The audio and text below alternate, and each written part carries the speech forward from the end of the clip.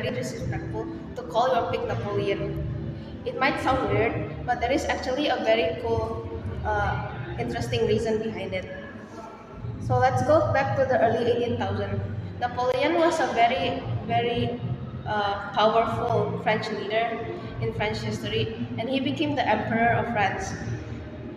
And in and it is still seen as a very important figure. So when someone calls their big Napoleon, it is seen very disrespectful because it is seen as like disrespecting French leaders.